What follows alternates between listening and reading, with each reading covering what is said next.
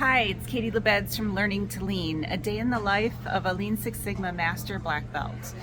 I just wanted to share some things with you today and, of course, apply it to our lean concepts. I know that you may be thinking, how crazy is this person where she can talk about everyday things at work or at home and how we can apply the concepts, but it really is true. I'm in the Flint airport in Michigan right now, just kind of reflecting on the past few days.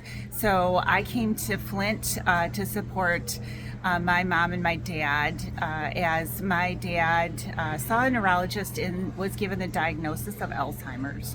So the first thing that really pops into my mind are the 5 whys.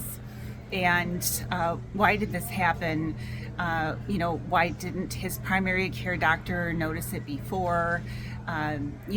Why a million why questions, as you can imagine. And it's just reflecting that to know that sometimes we don't have the answers to the 5 whys.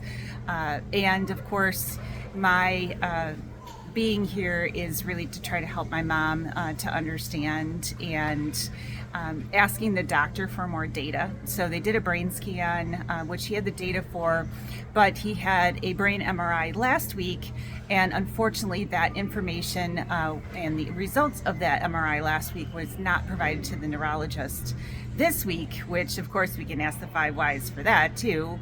And really asking and doing my research ahead of time to understand what these diagnoses mean and the different types of Alzheimer's. So right now we don't know for sure until he gets the MRI results, and also what stage he's in. So if you don't know, there's 7 stages of Alzheimer's, and right now my dad is at a 3.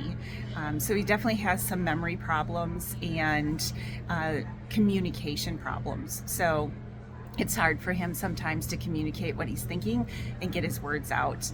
And again, it's all about data for me. So I'm doing more research and understanding that Alzheimer's targets the hippocampus in your brain, right? That's where our memories are stored. And that's why he's having some trouble with that. So they're going to try him on some new medicine, which of course I researched. I feel like my day is spent with researching all of these things. But that's how I process things, and that's how I'm able to learn and feel more comfortable being able to ask the doctor questions. So again, as I reflected today, it really is the 5 whys, and the realization that sometimes we don't have the answers to the 5 whys. And with something like a diagnosis like this, you can't always get to root cause. As my mom and I were talking this morning, it could be genetic, it could be lifestyle, it could be lack of exercise or diet, it could be a million different things. And sometimes we can't pinpoint.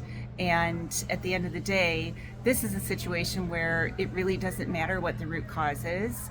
We have to deal with what we have now, and they have to change their processes at home to be able to support him. So I just thought I would share that with you and reflect on how we can use those concepts in everyday life.